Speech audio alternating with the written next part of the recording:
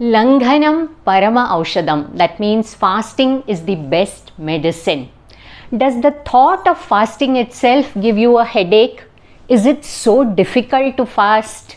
What are the health benefits that fasting offers? There are a lot of nuances that go into the process of fasting.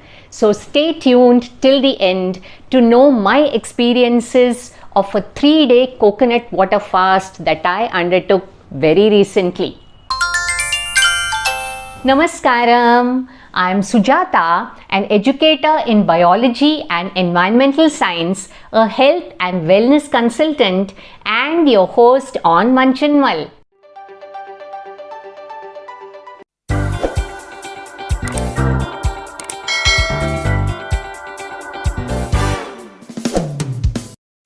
The first time that I undertook a proper fast was about 25 years ago when I was pregnant. Does that mean I had not fasted before that?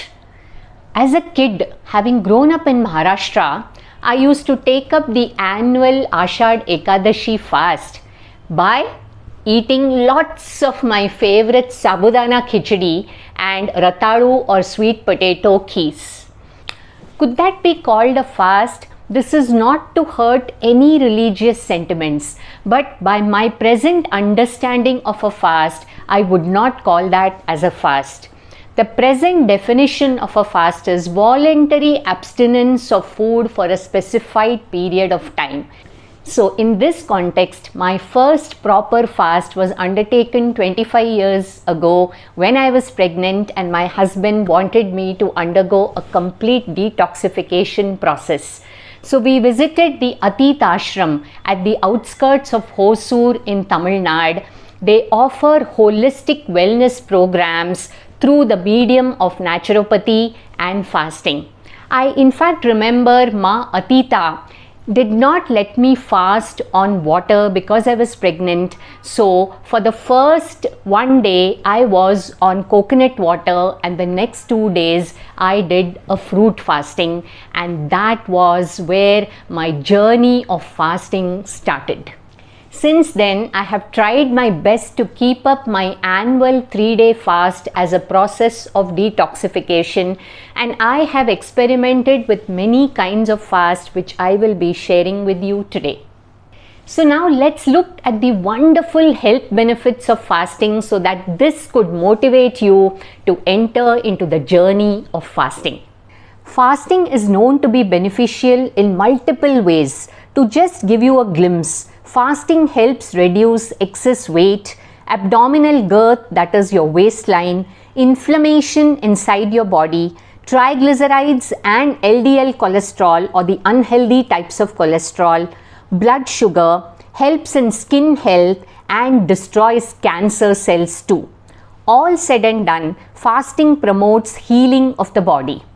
You may recollect the shorts video that I had released a few months back in the series What's the Wellness Word on intermittent fasting. You may like to check out the video in the link above. Intermittent fasting is just one way of fasting. There's another term which gained popularity along with the word intermittent fasting, and that is autophagy.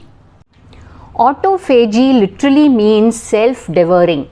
It's a process of destruction of damaged or redundant cellular components occurring in vacuoles within the cell. By the way, did you know that the 2016 Nobel Prize in Medicine was awarded to Japanese scientist Yoshinori Ohsumi for this discovery of autophagy? There are multiple ways in which you can fast. In all of these, autophagy and excretion is what works and gives you the results. Some fasting methods are more intense and impactful. The method that you choose depends on your willingness and mental resilience. Here are a few options: intermittent fast, fruit juice fast including vegetables, greens, wheatgrass, etc., coconut water fast, lemon juice fast, water fast. Of these, the lemon juice fast and water fast are said to be the most potent but can be extremely challenging. Over the years of my fasting, I have experimented with water fasting, and at this stage of my life, personally, I find water fasting extremely challenging and I actually end up with a terrible headache. Every year I go on a fast just before Navratri, and so here I am sharing some glimpses of my experiences during this Navratri fast. So here I am, day 1 of my Navratri fast. I finished my morning chores in the morning, and my first meal of today is going to be 2 bananas. I have a few errands to run, so I'm going out to town.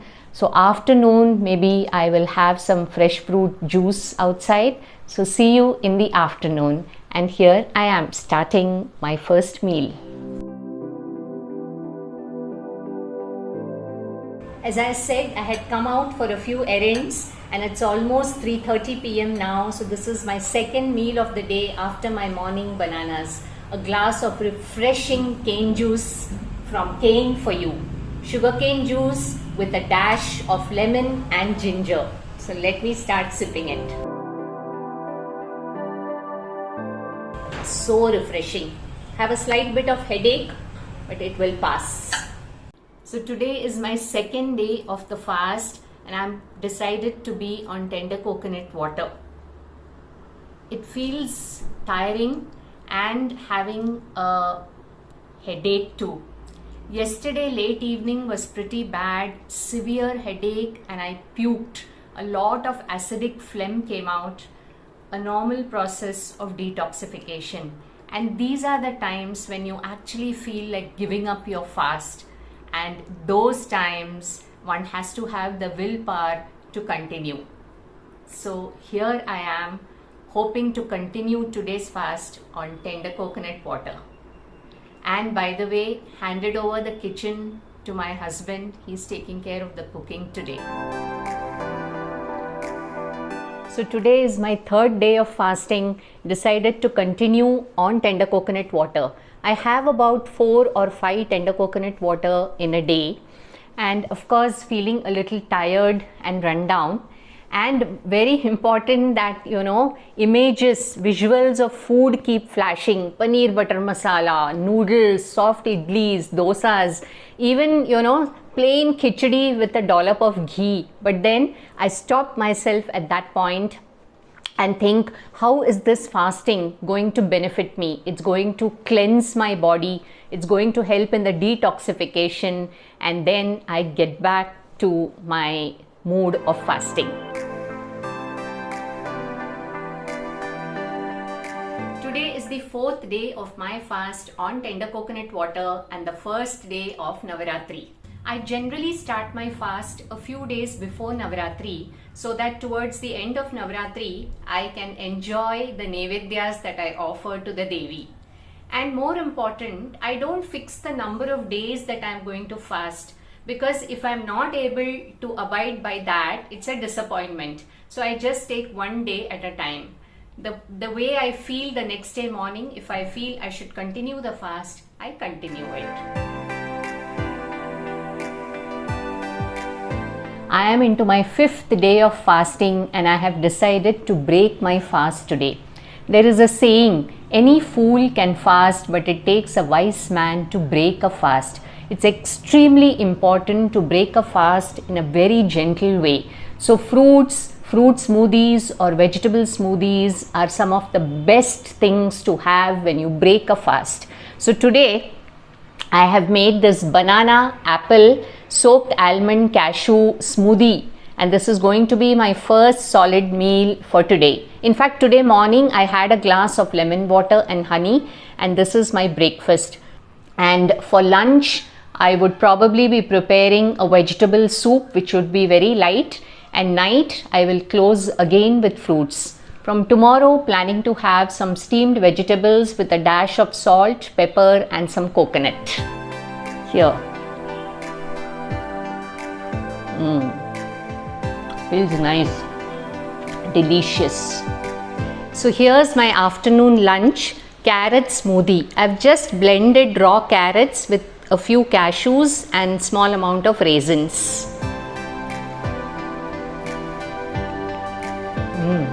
Nice. By now, if you are motivated and inspired to go on a fast, here are some important tips. You need to reduce your overall activity levels and maximize rest. If you feel sleepy, just sleep. Get the buy-in and support of your family when you're fasting so that all domestic chores are handled by others. In general, do not add sweeteners or salt to your juices during a fast. If you really must add a small quantity of honey. Remember that a fast must be very gently broken over a few days. An abrupt switch to regular cooked food with carbs and proteins can be a shock for the body. This is particularly so in case of a lemon juice or water fast. Use of warm water enema during a fast is very beneficial to excrete accumulated fecal waste. And last but not the least, if you are going through any specific medical condition like diabetes or hypertension, do consult your doctor or health practitioner and then go into a fast. There's a lot more that could be said on fasting. One of the best books that I could recommend you to read is Rational Fasting, written in the year 1910 by a German, Arnold Ehret. Our own Mahatma Gandhi has experimented a lot in fasting, and he has shared his experiences in the two books named A Key to Health and A Guide to Health. I have given the links of these books in the description box for you to access. Coming to think of it, fasting is an external version of some of the processes of Indian and Eastern mysticism. Is it not worth mulling over?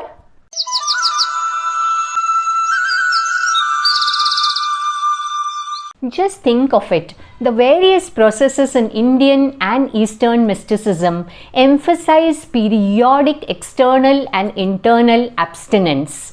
For example, meditation is fasting for the mind. Take the word pratyahara, one of the steps in Ashtanga Yoga of Patanjali. It means the yogic practice of turning the mind to introspection by voluntarily shutting out distractions provided by the senses. Fasting is a part and parcel of our Indian tradition. Like the Ekadashi fast, a voluntary fast on the 11th day after the full or new moon, or the Navratri fast, or the one-day Karwa Chauth practice of North India. Fascinating, isn't it? As you must have realized by now, fasting properly done is hugely beneficial. Having seen the huge health benefits that fasting offers, would you not like to revive them in your daily life? Are you inspired to take up fasting as a means to good health? How frequently do you fast and how do you fast? Do share your experiences in the comment section below.